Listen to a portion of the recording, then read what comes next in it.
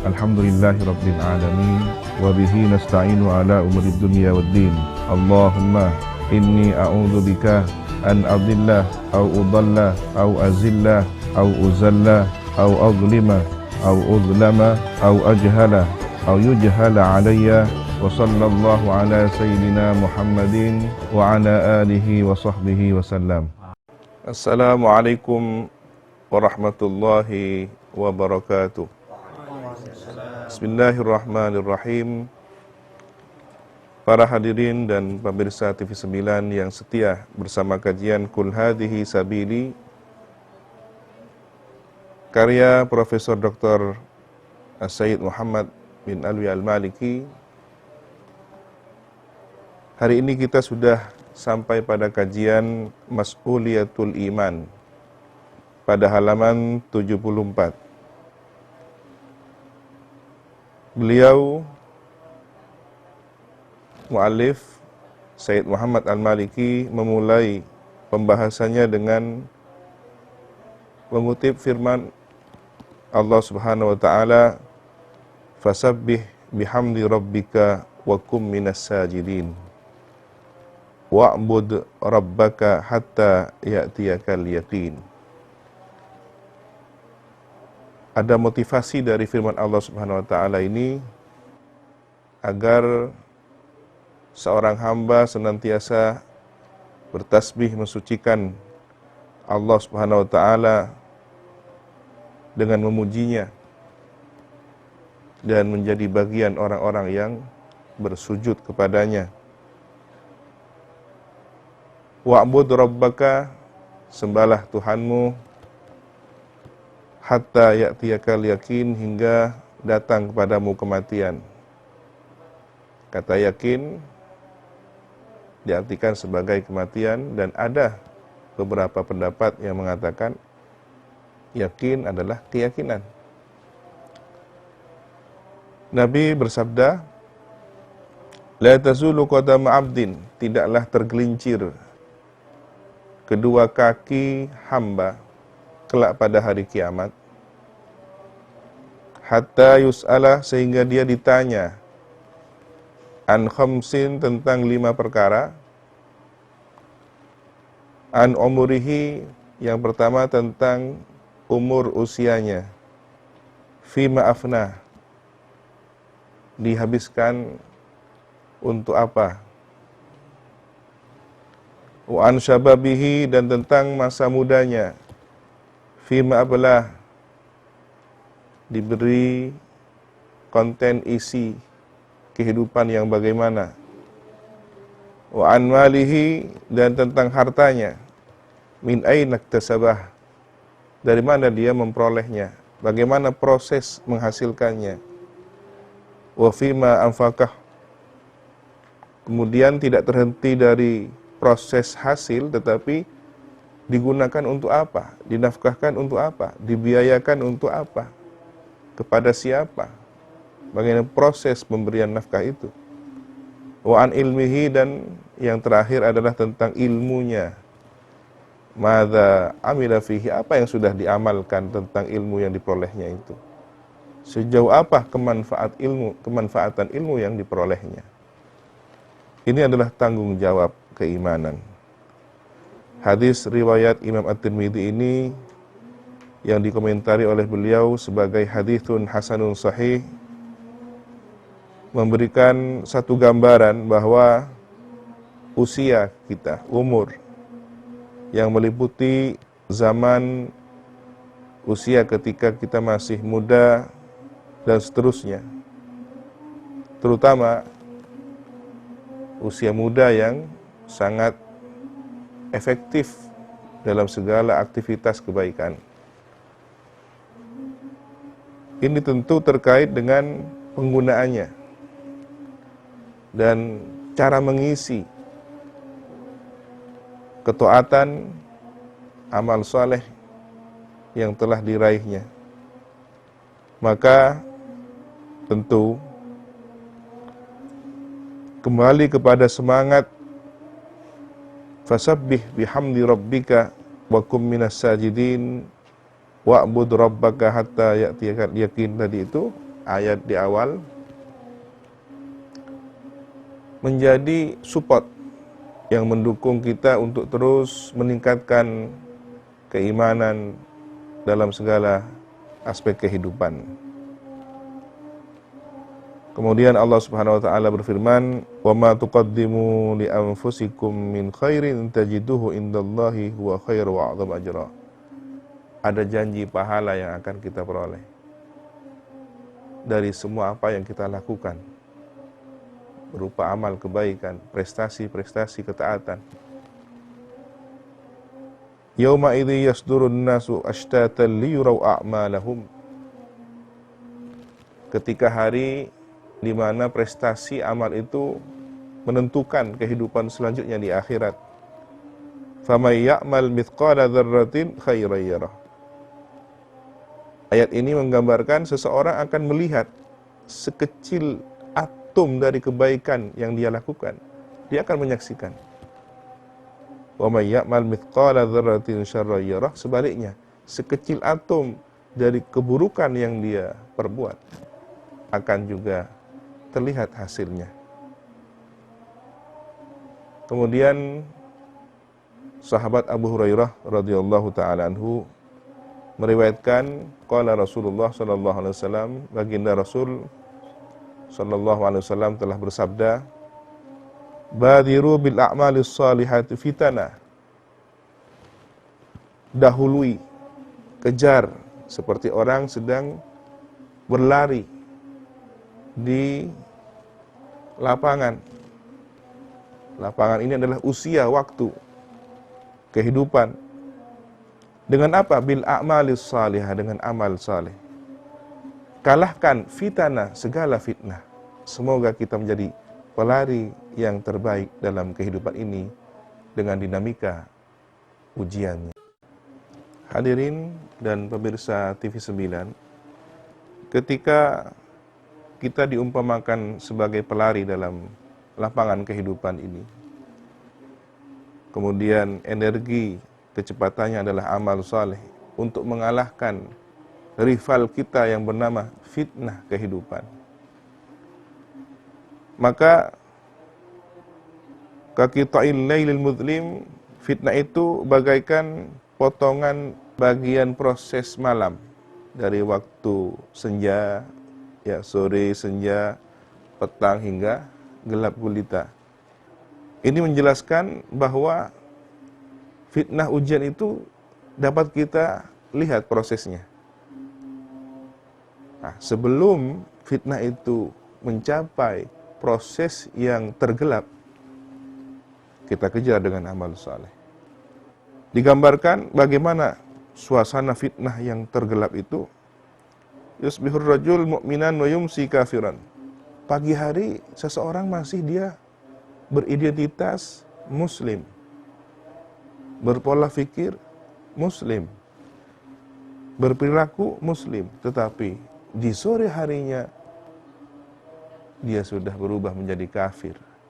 Mungkin karena status yang dia tulis di media sosial, mungkin karena iktikad, keyakinan yang dilontarkan hasil dari kajian-kajian yang instan yang dia peroleh tanpa melalui proses kajian yang bertanggung jawab. Ada banyak hal, materi kajiannya, guru yang tidak bersanad kepada orang-orang yang bertanggung jawab, di mana fenomena ini cukup marak di tanah air akhir-akhir ini. Kemudian sebaliknya, wa yumsir rajulu mu'minan wa yusbihu kafiran. Kemarin sore dia masih mukmin, beriktikad sebagai mukmin, tapi pagi harinya dia sudah berubah. Ini sangat perlu diwaspadai sekali. Fitnah seperti ini sudah kita rasakan, dan mungkin beberapa informasi dari media sosial yang viral, bagaimana orang mudah mengkafirkan, bagaimana orang mudah menyesatkan orang lain, kelompok lain yang tidak sepaham dengan dirinya atau kelompoknya, dengan kelompok kajiannya, dengan jamaahnya, komunitasnya. yabi'u dinahu bi'aradin minad dunya. Dia jual dunia itu, apa yang dia beli? Dia jual dunia agama, ya, dia jual agama itu bi'aradin, hanya untuk ditukar dengan harta benda duniawi. Ini yang perlu kita waspadai. Hanya faktor materi, kemudian dia mudah mengklaim orang, mudah menyesatkan orang, dan yang lebih fatal adalah mudah mengkafirkan orang. Sayyidina Anas radhiyallahu an meriwayatkan dari baginda Nabi Muhammad sallallahu alaihi wasallam yang beliau riwayatkan dari Rabbul Alamin. Ini berarti hadisnya adalah hadis qudsi. Idza taqarrabal abdu ilayya, jika seorang hamba mendekatkan diri kepadaku dengan ibadah, dengan amal soleh, shibran, sejengkal, taqarrabtu ilaihi dhira'an, aku mendekat kepadanya dhira'an, sehasta. Sehasta ya kurang lebih 18 inci ya. Artinya apa? Kedekatan seorang hamba kepada Allah dengan amal solehnya, Allah lebih dekat perhatiannya, kasih sayangnya, rahmatnya, ampunannya kepada hamba ini. Sejengkal dibalas sehasta. Wa idza taqarraba ilayya dhira'an, dan ketika hamba itu mendekat kepada Allah sehasta, taqarrabtu ilaihi ba'an, aku mendekat kepadanya satu depa. Lebih cepat lagi kedekatan Allah, perhatian Allah, riayah, inayah, rabbaniyah kepada para hambanya. Wa idza atani yamshi, dan jika hamba itu datang padaku jalan santai, ataituhu harwalah, aku datang kepadanya bergegas segera. Tentu ini bukan menunjukkan bahwa zat Allah Subhanahu wa taala memiliki fisik. Tidak. Dalam ajaran kita Ahlus Sunnah wal Jamaah dengan konsep pendekatan Asy'ariyah Maturidiyah, para masyayikh kita, guru-guru kita di pesantren telah mengajarkan cara memahaminya. Ada makna takwil, ada makna tafwid. Tafwid memasrahkan totalitas tentang makna ini sepenuhnya kepada Allah.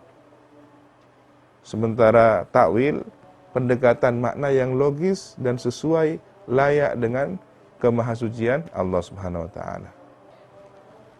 Hadis ini riwayat Imam Al-Bukhari.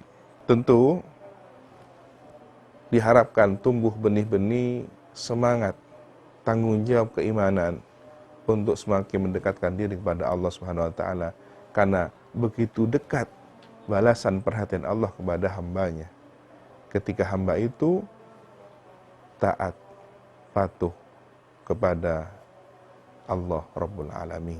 Hadirin dan para pemirsa TV 9, hafizakumullahu jami'an, semoga senantiasa dijaga oleh Allah lahir batin kita.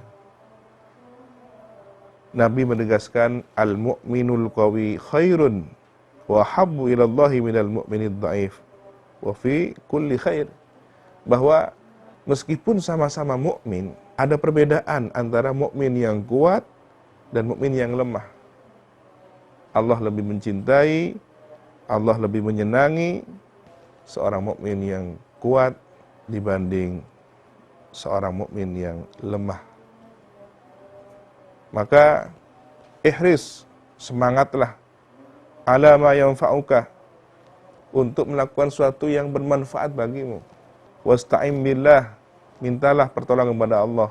Wala ta'jaz, jangan lemah, jangan merasa kecil hati, pesimis. Wa in asabaka syai'un, dan jika menimpa kepadamu sesuatu, fala taqul law anni fa'altu kadza, berandai-andai, seandainya kemarin saya tidak begini, saya tidak mungkin terjadi begini. Seandainya tadi saya tidak begini, sudah, yang sudah berlalu, renungi, evaluasi, perbaiki. Kenapa?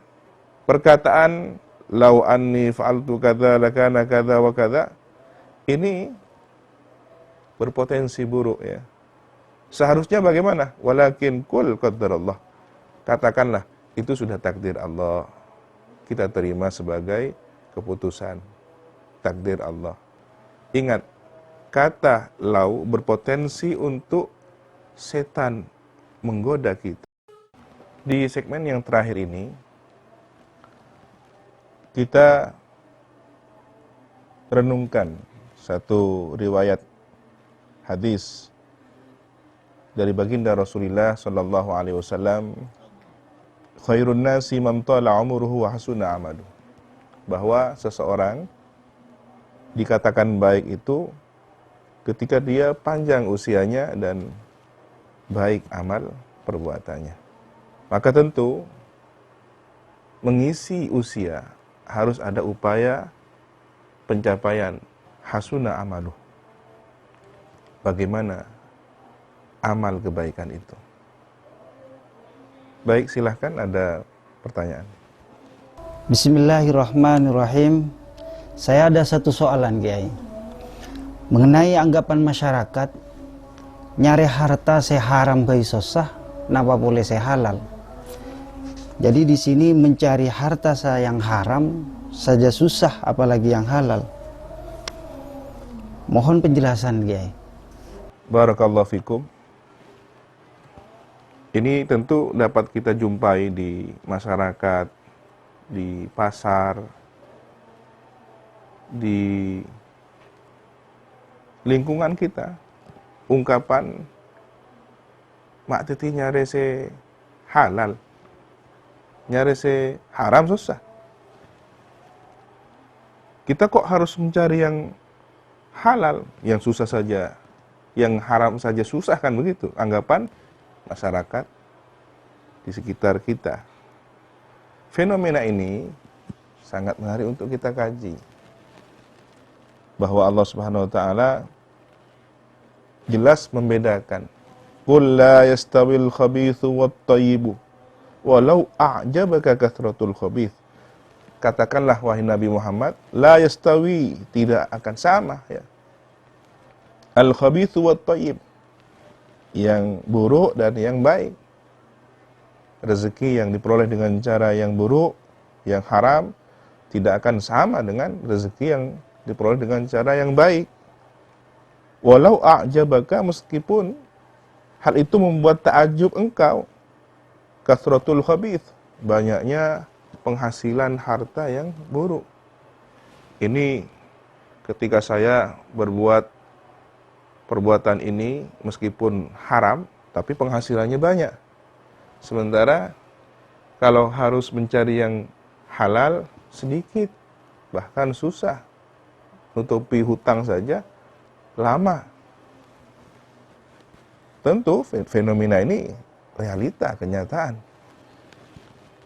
Apa yang diarahkan? Fattakullah, ini firman Allah ya. Takutlah kalian kepada Allah. Ya ulil albab, siapa yang diperintahkan takut? Orang yang memiliki pemahaman mendalam, kualitas keimanan yang cukup mapan. Ulul albab. Yadhkurunallaha qiyaman wa qu'udan, ya, bangun tidurnya, diam dan aktivitasnya mengingat Allah, merenungkan ayat-ayat Allah. Tentu orang semacam ini yang tingkat keimanannya sudah mapan. La'allakum tuflihun, pasti kalian beruntung.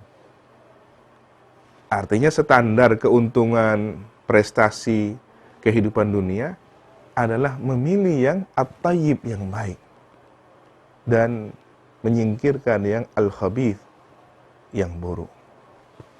Ingat, ketika baginda Rasulullah SAW menyatakan innallaha thayyibun la yaqbalu illa thayyiban. Allah baik, menerima sesuatu yang baik. Wa innallaha amaral mu'minina bima amara bihi al-mursalin. Allah memerintahkan orang mukmin sebagaimana Allah juga telah memerintahkan para rasul. Bagaimana? Firman Allah Subhanahu wa taala, "Ya ayyuhar rusulu kulu minat thayyibati wa'malu salihah." Benar perintah ini untuk para rasul ya. Wahai para rasul, makanlah dari yang baik-baik dan beramallah yang saleh. Inni bima ta'maluna alim, sesungguhnya aku terhadap apa yang kalian perbuat, aku maha mengetahui. khitab, arah pembicaraan kepada para utusan. Tetapi di belakang para utusan ada umat, ada ribuan umat, ada jutaan umat. Berarti apa yang diperintahkan kepada para rasul, ini juga perintah kepada umatnya.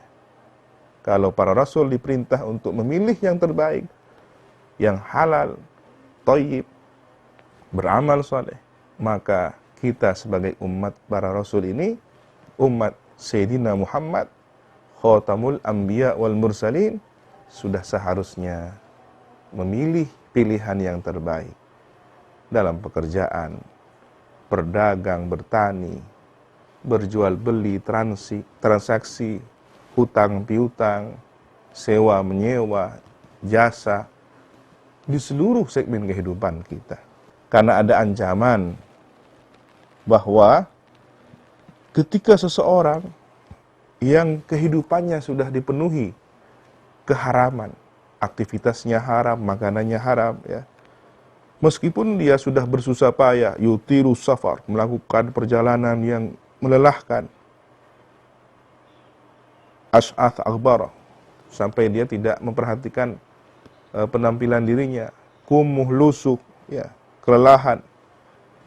Kemudian ia muddu yadai, berdoa kepada Allah, mengelurkan kedua tangannya, ila sama, menengadah ke langit, berdoa, ya Rabb, wahai Tuhan, ya Rabb, diulang dengan penuh penghayatan. Dia minta segala pinta.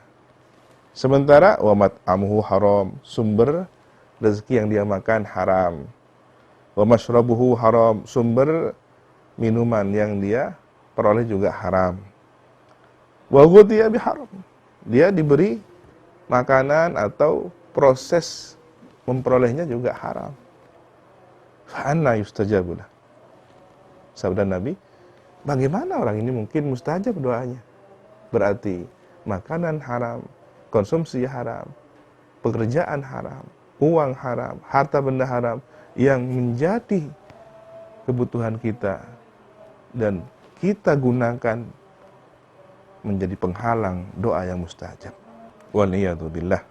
Tentu semakin menakutkan ketika ada ancaman man jama'a amalan min haramin thumma tasaddaqa bihi lam yakun fihi ajrun wa kana yusruhu alaih, ya.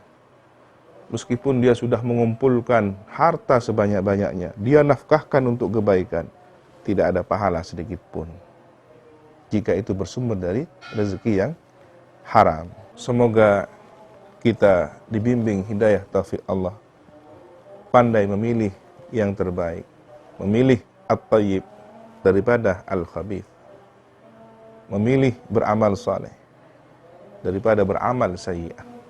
Karena Nabi telah mengingatkan, la yadkhulul jannata, tidak akan masuk surga, lahmun nabata min syuh, daging yang tumbuh dari haram. Semoga sekujur tubuh kita ini, setiap bagian dari jasad kita ini terpilih dari sumber rezeki yang halal. Amin ya rabbal alamin. Assalamualaikum warahmatullahi wabarakatuh.